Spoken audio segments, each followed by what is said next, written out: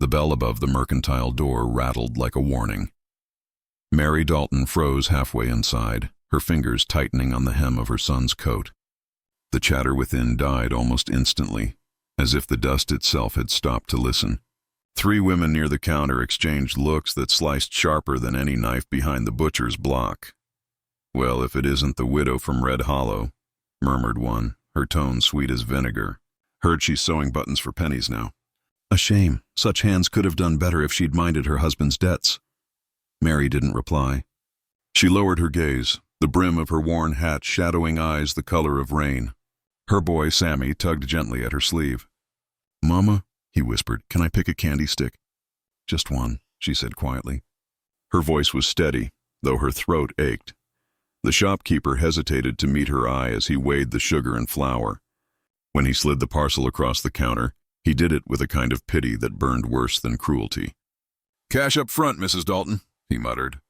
You understand. Of course she understood. Her husband's name still lingered in unpaid ledgers, a ghost she could not bury. Mary reached into her small leather purse and placed 3 dull coins on the wood. The sound of them echoed in the quiet store. Outside, wind whipped through the open door, scattering dust and whispers alike. "Best not linger near the creek," one of the women said, loud enough for all to hear. "That's where he lives." Mary gathered her sack, lifted her chin a fraction, and stepped back into the glare of the afternoon sun. She did not ask who he was. Every town had its monster. The main street of Hollow Creek shimmered beneath a haze of dust and light. Wagons creaked past, their wheels cutting through dry mud. A dog barked somewhere behind the livery. The air smelled of horses, iron, and loneliness. Mary walked with the measured grace of someone determined not to hurry, as though each step was a small act of defiance. The wind pulled at her skirt and loosened a few strands of chestnut hair from beneath her hat. She let them fall. Sammy hopped from one boot print to another, humming a tune he half remembered from a time before debt and funerals. When his toy horse slipped from his hand and rolled into the gutter, he chased it with a laugh.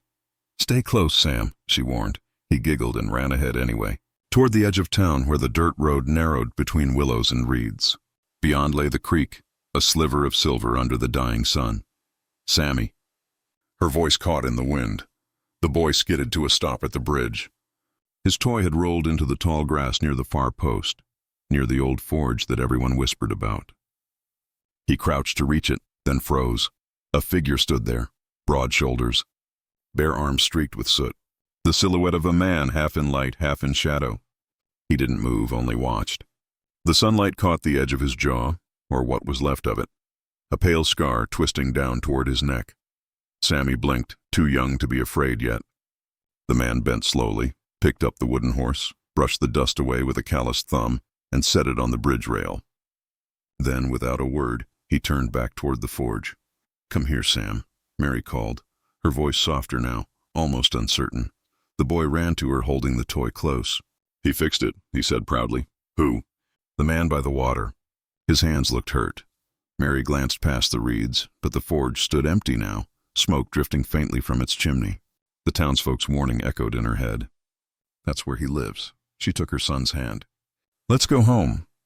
Their rented cottage sat on the far edge of town, where fences gave way to open fields and the wind carried the scent of sage. The sun was sinking by the time they reached it, a dull orange disk slipping behind the ridge. Mary hung her coat, lit the oil lamp, and exhaled. The small room flickered to life. Stove, table, 2 chairs, a single shelf lined with mended plates. Every item bore the mark of effort, of repair. She liked it that way. Sammy placed his toy horse beside the lamp. Its broken leg had been bound neatly with a strip of metal, the kind only a blacksmith would have on hand. "See, Mama?" he said. "It stands again." Mary brushed his hair back. "It does." After he slept, she stood by the window and watched the faint line of smoke curling beyond the creek. The forge. She wondered what kind of man lived alone with fire for company.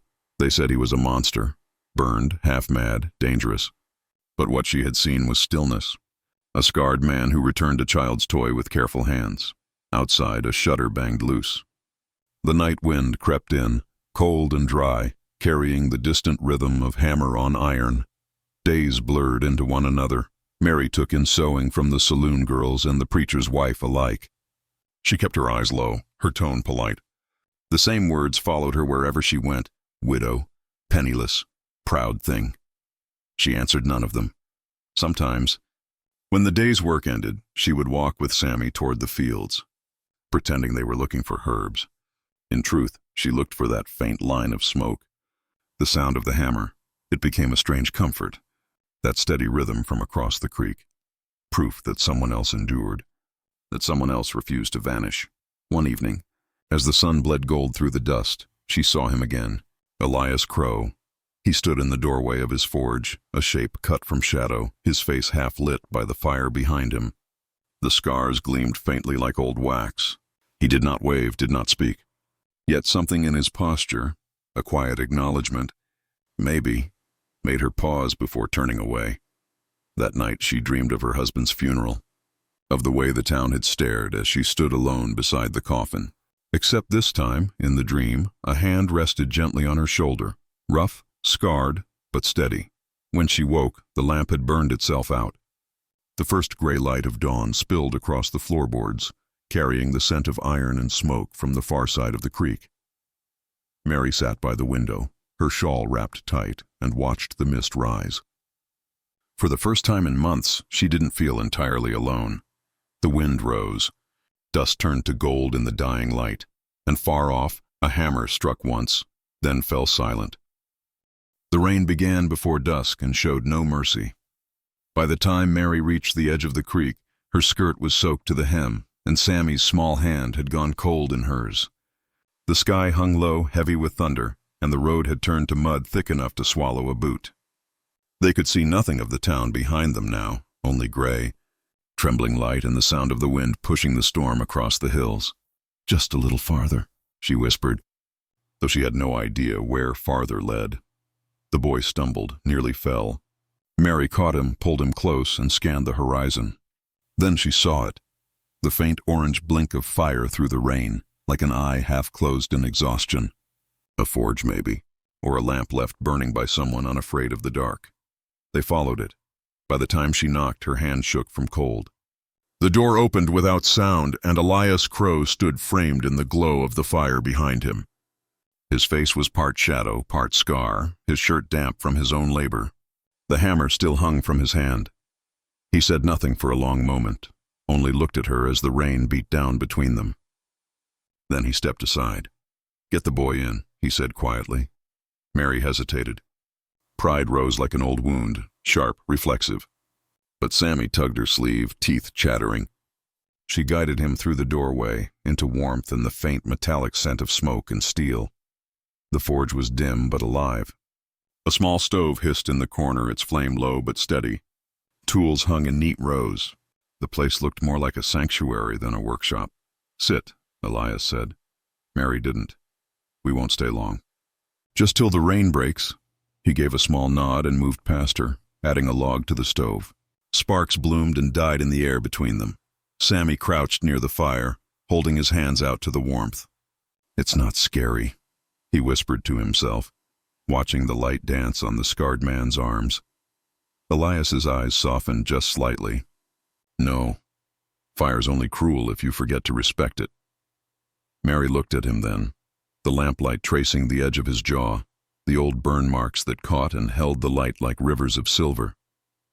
She realized he hadn't looked at her once, not directly, always just past her, giving her space, the kind of respect most men didn't bother with. "Thank you," she said at last. He only nodded again and poured a tin cup of water, setting it near her without a word. Silence stretched. Outside, the storm cracked open the night. Mary glanced at the shelves, tools, rope, scraps of leather, a few tin plates. She could tell everything here had been repaired, reused, made to last. Like the man himself. "I won't take charity," she said finally. He looked up, slow, measured. "Then call it a trade." "What kind of trade?" "You warm the boy," he said, placing another log on the stove. "And I'll keep the fire alive." Something in her chest eased, barely, but enough to breathe again. Sammy had fallen asleep beside the stove, his hand still reaching toward the faint heat. Mary lifted him carefully onto a small cot Elias had dragged from the corner.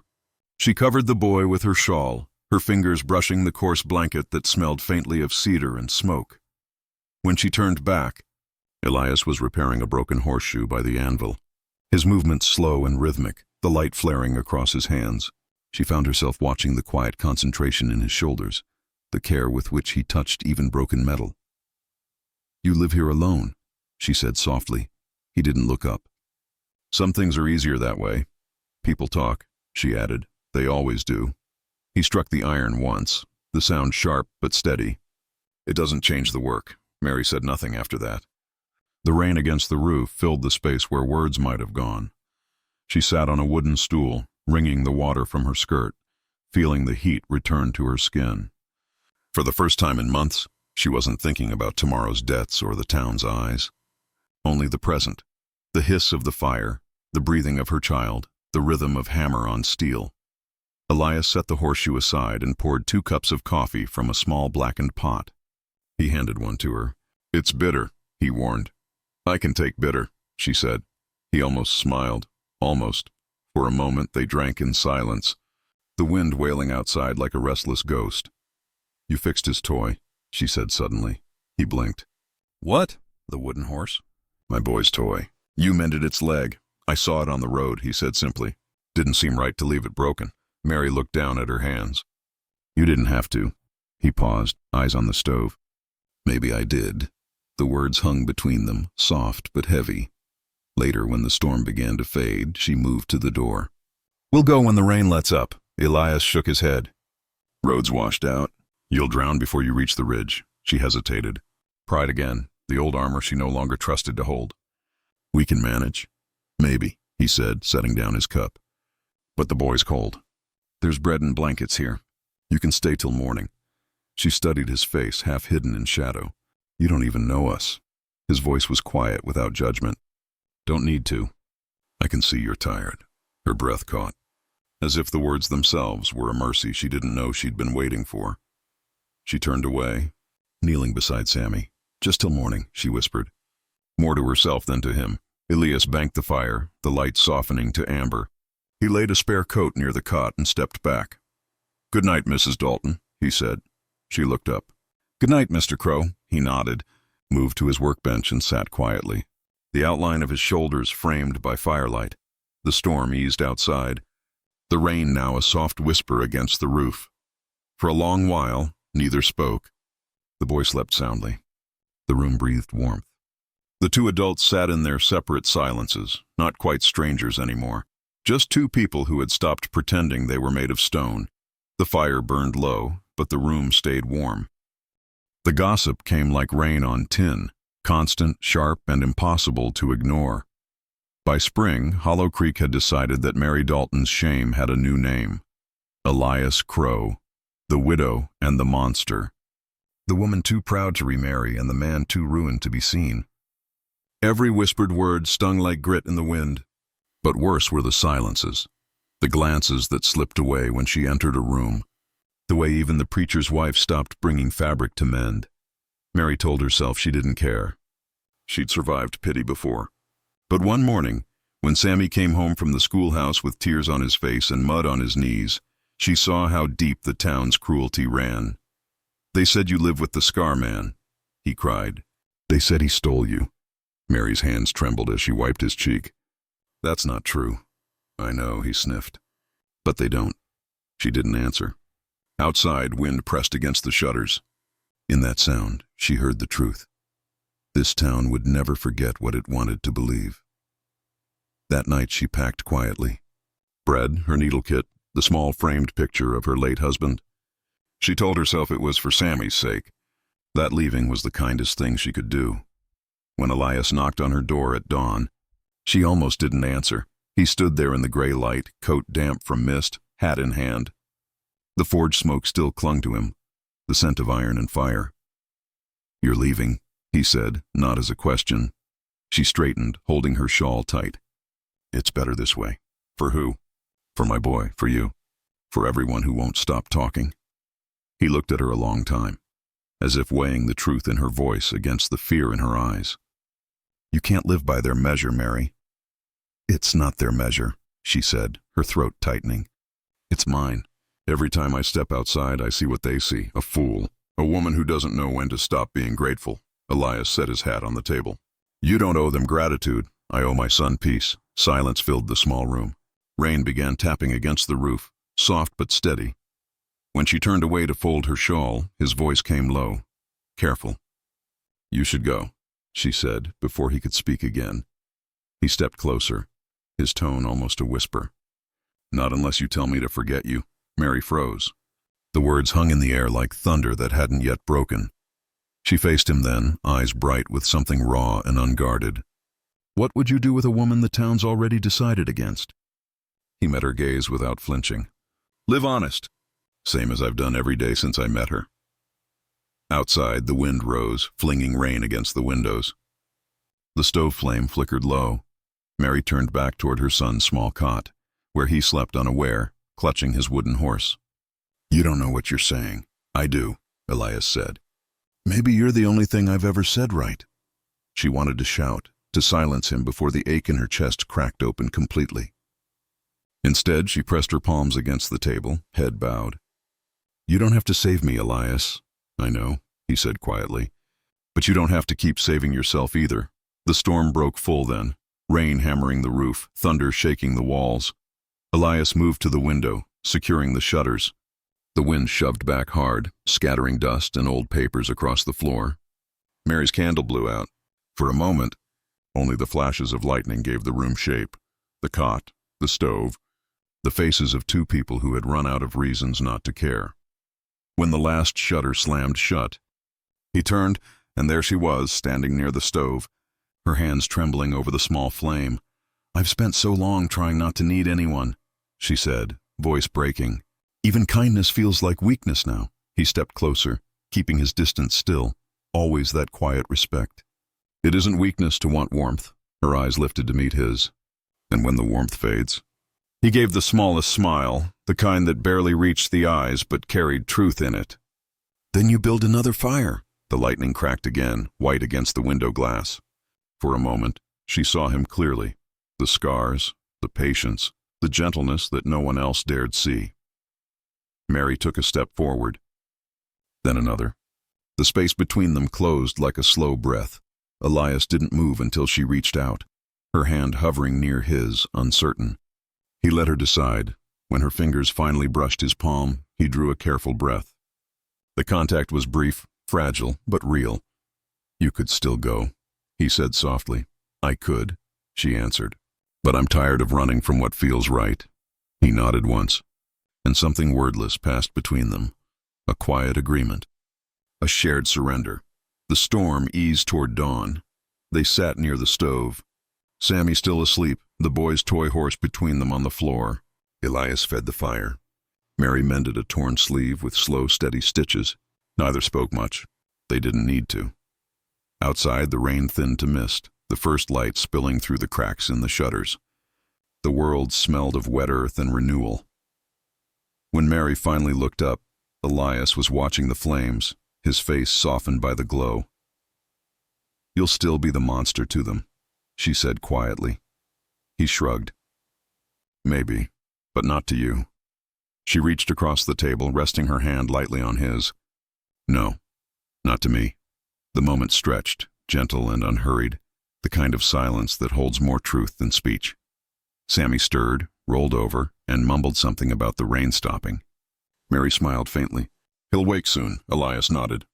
Then we'll start the day. Outside, the clouds began to break, threads of light weaving through the mist. The forge's chimney sent a thin line of smoke curling upward, the world beginning again, quietly. Mary stood, wrapping her shawl around her shoulders, her eyes meeting his. We stay, she said simply. Elias didn't reply, but the faintest relief crossed his face, like sunlight on metal long gone cold. Together they opened the door. The air outside was cool, clean, touched with gold. Across the creek, the town lay still beneath the morning haze, distant, harmless, small. The storm had passed, but neither wished it away.